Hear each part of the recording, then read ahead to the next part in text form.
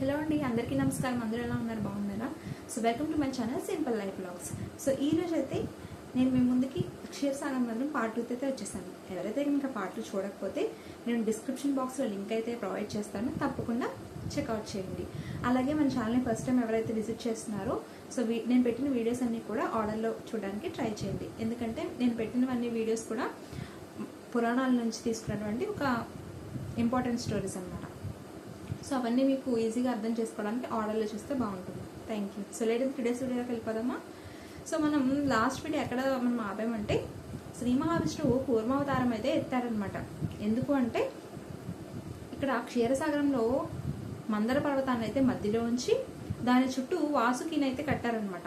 తాడులాగా ఉపయోగించి దాని యొక్క తల భాగాన్ని అయితే రాక్షసులు, అలాగే తోక భాగాన్ని అయితే దేవతలు ఉండి చిలకడానికైతే ప్రయత్నించారు.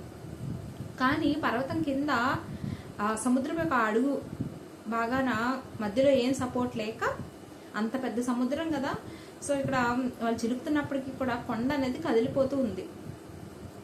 సో దానికి సపోర్ట్ కోసం ఇక్కడ స్వయంగా శ్రీ మహావిష్ణువే కూర్మావతారం తాబేలు రూపంలో ఆ పర్వతం కిందకు వెళ్ళి అది కదలకుండా స్టడీగా ఉండేందుకు ఆయన అక్కడ ఉన్నారనమాట. సో తర్వాత దేవతలు అలాగే రాక్షసులు వారి యొక్క శక్తులను ఉపయోగించి, దేవతలకైతే దేవతా శక్తులు, అలాగే రాక్షసులకైతే రాక్షస శక్తులు, సో వాటిని ఉపయోగించి వాళ్ళు చెరుకు పక్క కూడా లాగుతూ ఉన్నారు. తద్వారా వారి క్షీరసాగర మదనం అయితే చేస్తూ ఉన్నారు. సో ఇక్కడ సముద్రం మొత్తం కూడా మదించబడుతూ ఉంది. అయితే ఈ యొక్క ఘటన ఏదైతే ఉందో ఇది బ్రహ్మాండంలో ఎవరు చూసుండ్రు అనమాట. అంటే అంత అద్భుతమైన ఘటన చూడడానికి యక్షులు, గంధర్వులు, అలాగే నాగులు అందరూ కూడా ఆ ప్రదేశానికి అయితే చేరుకున్నారు.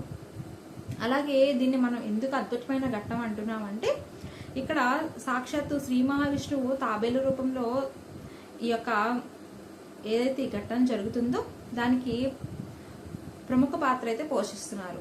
అలాగే మనం ఎక్కడ చూసాము, దేవతలు రాక్షసులు ఎప్పుడు యుద్ధం చేసుకుంటూ ఉంటారు, లేకపోతే ఆధిపత్యం కోసం ఒకరి మీద ఒకరు దాడి చేసుకుంటాం చూసాం మనం. అంటే వాళ్ళు అంటే ఒక తండ్రికి పుట్టినటువంటి బిడ్డలు అయినప్పటికీ కూడా వాళ్ళకి శత్రువులు అనమాట.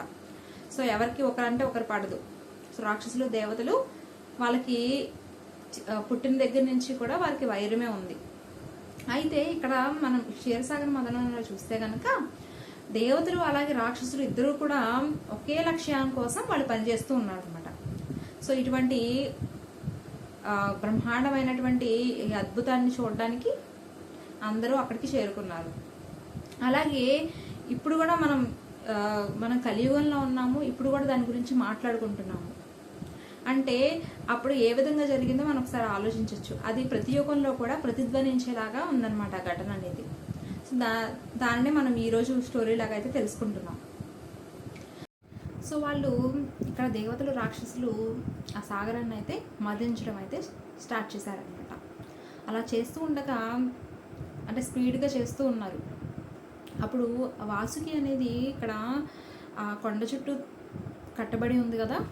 సో అక్కడ దానికి ఏమవుతుందంటే వీళ్ళు చిలికేటప్పటికి రాపిడి అనేది ఏర్పడుతుంది అనమాట. దాని యొక్క చర్మానికి అలాగే పర్వతానికి కూడా ఏర్పడి కొద్దిగా గాయపడుతూ ఉంది. అయితే ఇక్కడ సైలెంట్ సఫరింగ్ అనమాట ఇక్కడ వాసుకిది. సో అట్లాగే వాళ్ళు మదిస్తున్నప్పుడు మనకి కొంత శక్తి అయితే ఏర్పడుతుంది అనమాట.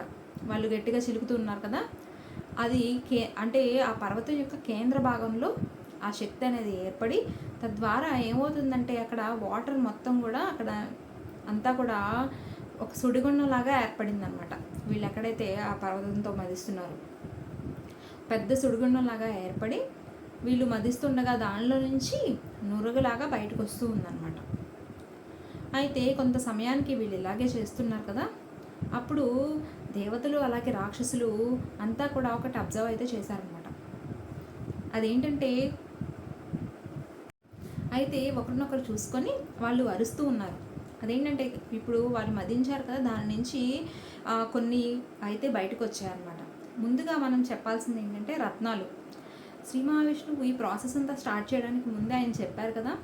సో అక్కడ చాలా సంపద అలాగే అదృష్టాన్ని ప్రసాదిస్తుందని చెప్పారు ఈ క్షీరసాగర మదనం అనేది. సో రత్నాలు అయితే బయటకు వచ్చాయి ఫస్ట్.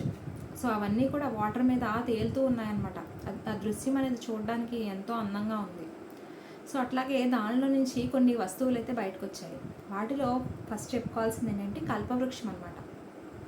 సో కల్పవృక్షం అంటే దాని కిందకు వెళ్ళి మనం ఏ కోరిక కోరుకున్నా అది నిజమవుతుంది. సో దాన్నే మనం కల్పవృక్షం అంటాం అనమాట. అలాగే రెండోది ఏంటంటే ఐరావతం. సో నేను పార్ట్ 1లో ఎవరు దాన్ని తప్పుగా అయితే అర్థం చేసుకోలేదు. సో అంటే దాన్ని కమెంట్లో అయితే నాకు ఎక్కడ తెలియజేయలేదు.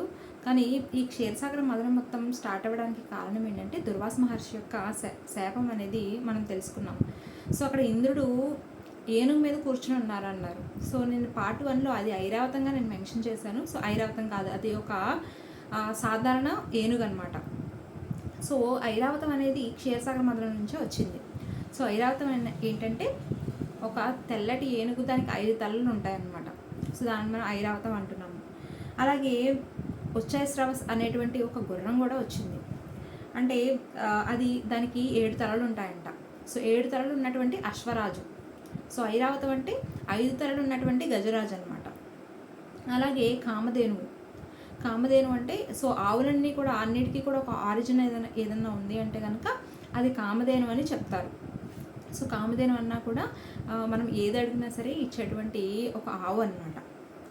అలాగే కౌస్తుభం అంటే అది దేనికి ప్రతీక అంటే చైతన్యానికి ప్రతీక అంట కౌస్తుభం అనేది. సో వారుణి అంటే మద్యానికి దేవత. సో ఆవిడ కూడా ఈ యొక్క క్షీరసాగర మదనం నుంచి బయటకు వచ్చారు. అలాగే రంభ మరియు మేనక, వీరిద్దరూ కూడా అప్సరసలు అనమాట. స్వర్గంలో ఇంద్రసభలో వాళ్ళు నృత్యం చేస్తూ ఉంటారు. అలాగే పారిజాతం పువ్వులు చూస్తాం కదా మనం ఎక్కడైనా. సో అవి ఏంటంటే అది ఎప్పటికీ కూడా పుష్పిస్తూనే ఉంటుందంట. ఎల్లప్పుడూ పుష్పించేటువంటి వృక్షంగా మనం చెప్పచ్చు పారిజాతం చెట్టుని. అలాగే పంచజన్యం, దివ్యశంఖం. సో ఇవన్నీ కూడా మనం శ్రీ మహావిష్ణువు దగ్గర అయితే చూస్తాం. పంచజన్యం ఉంటుంది కదా, ఆయన చేతిలో పట్టుకుని ఉంటారు. అలాగే శారంగం, అదేంటంటే అద్భుతమైనటువంటి ధనస్సు. అలాగే జ్యేష్ఠ. సో మనం ఇక్కడ ఇద్దరు గురించి అయితే మనం తెలుసుకోవచ్చు. సో లక్ష్మీదేవి ఏంటంటే ఆవిడ అదృష్టం అలాగే సంపదకి దేవత అనమాట. ఒకవేళ దురదృష్టానికి కూడా దేవత ఉంటే కనుక అది ఎవరు అంటే జ్యేష్ఠ. సో ఇక్కడ లక్ష్మీదేవి అలాగే జ్యేష్ఠ అన్నటువంటి దేవత ఇద్దరూ కూడా క్షీరసాగర మదనం నుంచే వచ్చారు. కానీ వారి దేని మీద వాళ్ళకి ఆధీనం అనేది ఉందంటే కాంట్రాస్ట్ అనమాట. ఇద్దరు కూడా ఆపోజిట్లో ఉన్నారు. సో ఇక్కడ లక్ష్మిని మన స్త్రీ స్వరూపిణిగా చెప్పచ్చు. అయితే మొత్తం ఇదంతా చూసినటువంటి బ్రహ్మాండంలో ఉన్న వాళ్ళు ప్రతి ఒక్కరు కూడా ఈ యొక్క ఘటనని వీక్షించిన వాళ్ళందరూ కూడా ఉల్లాసంగా కేరింతలు వేస్తూ ఉన్నారనమాట. ఎందుకంటే ఇక్కడ ఐశ్వర్యం అనేది బయటకు వచ్చింది. అలాగే సంపదే కదా. సో ఇక్కడ రత్నాలు అలాగే నాణ్యాలు ఇవన్నీ కూడా తేలుతూ ఉన్నాయన్నమాట ఆ యొక్క క్షీరసాగరం మీద. అలాగే సో కమలాలు కూడా వికసించాయి. అలాగే నాణ్యాలు చప్పులు వినిపిస్తున్నాయి అనమాట ఎక్కడ చూసినా కూడా. సో తెల్లటి ఏనుగులు అన్నీ కూడా అక్కడికి వచ్చి ఎక్కడైతే మనం ఇక్కడ లక్ష్మీదేవి అయితే బయటకు వచ్చింది కదా, ఆవిడే కదా ఈ ఐశ్వర్యానికి అంతటికీ కూడా ఆవిడ దేవత అనమాట. సో ఆవిడ యొక్క శ్రీ సూక్తం అనేటువంటి దాన్ని జపిస్తూ అక్కడ ఉన్నటువంటి ఏనుగులన్నీ కూడా నమస్కారం అయితే చేసుకున్నాయి. సో ఇక్కడ కొంత సమయం తర్వాత వారికి మరొకటి కూడా కనిపించింది. అదేంటంటే అక్కడ వీళ్ళు మదించిన తర్వాత అక్కడి నుంచి ఒక నల్లటి ఆకారంలో కొంత అంటే మనకి పొగ ఏ విధంగా అయితే ఉంటుందో అదేవిధంగా మొత్తం అంతా కూడా కమ్ముకుంటూ వస్తుందన్నమాట. నల్లటి మేఘాలు ఎలా కమ్ముకుంటాయి. సో సముద్రంలో అక్కడి నుంచి మొత్తం అంతా బయటకు వచ్చి ఆకాశం అంతా కూడా ఇది కమ్ముకుంది. కొంతసేపు ఆగితే బ్రహ్మాండం మొత్తం కూడా ఈ యొక్క నల్లటి పొగతో కమ్ముకొని మొత్తం అక్కడ ఉన్నటువంటి ప్రాణులు అందరూ కూడా నశిస్తారేమో అన్నట్టుగా భయంకరమైన దృశ్యాన్ని అయితే అక్కడ చూడొచ్చు అనమాట. సో అలా చూస్తుంటే బ్రహ్మదేవుడు అప్పుడు చెప్తున్నారు వీరందరితో కూడా ఏంటంటే దీనిని మనం హాలాహలము అంటాము, ఇది విషంతో సమానం అని చెప్పారనమాట. అయితే అప్పుడు దేవతలు అలాగే రాక్షసులు అందరూ కూడా మాకు శ్రీ మహావిష్ణువు దీని గురించి మాకు ముందు చెప్పలేదు అని అంటారనమాట. అంటే అప్పుడు బ్రహ్మదేవుడు ఏంటంటారంటే ఇప్పుడు శాపం వల్లే కదా ఇంద్రుడు దేవతలు అందరూ కూడా శ్రీ మహావిష్ణువు దగ్గర వచ్చింది. అప్పుడు ఆయన మెన్షన్ చేస్తారనమాట, ఈ సృష్టిలో ఎక్కడైతే చీకటి ఉందో అక్కడే మనకి వెలుతురు కూడా ఉంటుంది. అంటే ఈ రెండు కూడా కాయిన్కి 2 సైడ్స్ అనమాట. సో వెలుతురు ఉంది అంటే కనుక మనకి చీకటి అనేది కూడా ఉంది. సో ఇక్కడ మనం ఇప్పటి వరకు మనకి అందులో నుంచి బయటకు వచ్చినవన్నీ కూడా పాజిటివ్ సైన్స్ అయితే, దాని నుంచి వచ్చేటువంటి నెగిటివ్ సైన్ కూడా ఉంటుంది కదా. సో ఇక్కడ చీకటి అనే దానిని మనం ఇక్కడ హాలాహలంతో పోలుస్తూ చెప్పారనమాట బ్రహ్మదేవుడు. అయితే అదంతా కూడా మొత్తం కమ్ముకుంటుంటే ఇక దేవతలందరికీ కూడా ఏం చేయాలో అర్థం కావట్లేదు. ఇప్పుడు దీనివల్ల మొత్తం బ్రహ్మాండంలో ఉన్నటువంటి జీవులన్నీ కూడా చనిపోతారేమో అన్నటువంటి భయంకరంగా ఉందన్నమాట ఆ విషయం. అయితే ఇప్పుడు మేము ఏం చేయాలి అని చెప్పేసి ఆ బ్రహ్మదేవుడితో అంటున్నారనమాట దేవతలందరూ కూడా. అయితే అప్పుడు దేవతలందరూ ఆ భయంతో ఉన్నటువంటి వారందరినీ చూసి బ్రహ్మదేవుడు దీనిని మనం ఒక పాత్రలోకి అయితే తీసుకోవాలి అని చెప్పారనమాట. అయితే ఈ పాత్రలో ఉన్నటువంటి విషయాన్ని కేవలం మహాదేవుడు మాత్రమే ఆయన తనలోకి తీసుకోగలడు అని చెప్పారు. అయితే అప్పుడు వాళ్ళు చూస్తూ ఉండగానే మహాదేవుడు తన యొక్క దోసిటితో అక్కడ ఉన్నటువంటి ఆ విషయాన్ని అంతా కూడా ఆయన తీసుకోవడానికి దాని దగ్గరికి అయితే వెళ్ళారనమాట. సో మొత్తం అదంతా కూడా వ్యాపించి ఉంది కదా, అదంతా కూడా తరుగుతూ వస్తుందన్నమాట. బలి చక్రవర్తి కూడా అదంతా చూసి హాలాహలం అనేది దాని యొక్క క్వాంటిటీ అనేది తగ్గుతూ వస్తుంది కదా అని చెప్పేసి ఆయన కూడా అరుస్తారనమాట. సో ఇక్కడ ఎందుకు జరుగుతుంది అంటే, ఇక్కడ శివుడు ఎక్కడైతే నుంచుని ఉన్నారో మొత్తం ఆ విషయం అంతా కూడా ఆయన దగ్గరికి వెళ్ళిపోతుంది. ఆయన దాన్ని అంతా కూడా తన చేతితో పాత్రలోకి తీసుకొని దాన్ని సేవిస్తారనమాట.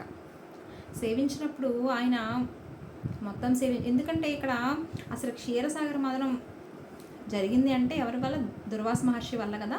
కానీ దుర్వాస మహర్షి అంత కోపిస్ట్గా జన్మించడానికి కారణం ఎవరు? మహాదేవుడు. ఎందుకంటే ఆయన యొక్క కోపాన్ని తీసుకుని వెళ్ళి అనసూయ గర్భంలో అయితే ఉంచారు. సో ఇక్కడ అసలు అంతా జరిగింది ఆయన వల్లే అని అనుకొని ఆయన ఏం చేస్తారంటే, దీనివల్ల మిగిలిన వారందరినీ కూడా ఆయన రక్షించడం కోసం ఆయన ఆ విషయాన్ని అయితే తీసుకున్నారు. సో ఇక్కడ తీసుకున్న తర్వాత పార్వతీదేవి వచ్చి అక్కడికి ఆయన యొక్క మెడ మీద అయితే చేయి ఉంచిందనమాట. సో అలా ఉంచడం వల్ల సో ఆ విషయం అనేది కిందకి దిగకుండా అక్కడే ఆగిపోయింది. సో తద్వారా మనం ఆయన యొక్క ఏ ఫొటోస్లో చూసినప్పటికీ కూడా ఆయన మెడ దగ్గర చూస్తే కొంచెం మనకి నల్లగా కొంచెం మచ్చలాగా అయితే మనకు కనిపిస్తూ ఉంది. సో దీన్ని బట్టి ఏంటంటే ఆయనకి నీలకంఠ అనే పేరైతే వచ్చిందనమాట. సో దేవతలందరూ కూడా వారిని ఈ యొక్క భయంకరమైనటువంటి విషయం నుంచి రక్షించారు కదా. సో అందుకని వారందరూ కూడా ముక్తకంఠంతో మహాదేవుణ్ణి వారి యొక్క నామానికి జైజేలు పలికారనమాట.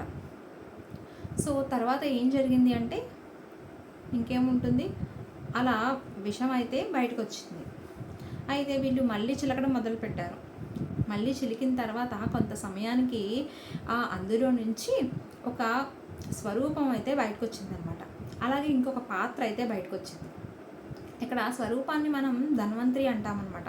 సో ఇక్కడ మనం ఇలా అంటాము అనేది బ్రహ్మదేవుడే మిగిలిన వారందరికీ చెప్తున్నారు. ఆయనే ఫస్ట్ అక్కడ అందులో వచ్చిన ప్రతిదాన్ని కూడా ఆయనే ఐడెంటిఫై చేస్తున్నారనమాట.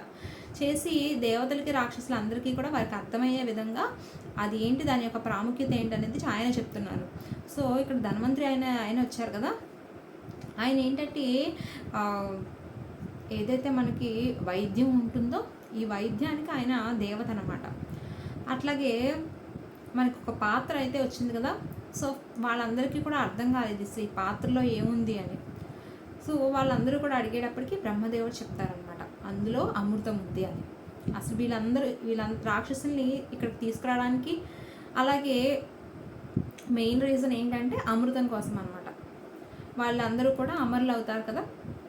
సో ఆ యొక్క సంఘటన అయితే అలా జరిగింది. సో నెక్స్ట్ ఏం జరగబోతుంది ఏంటనేది, వచ్చిన అమృతాన్ని దేవతలు అలాగే రాక్షసులకి సమానంగా షేర్ అయిందా లేదా అనేది మనం రేపటి వీడియోలో అయితే చూద్దాము. సో ఈ వీడియో అయితే కనుక మీకు ఇంట్రెస్టింగ్గా అనిపిస్తే తప్పకుండా లైక్ చేయండి, అలాగే మన ఛానల్ని సబ్స్క్రైబ్ చేసుకోండి. Thanks for watching.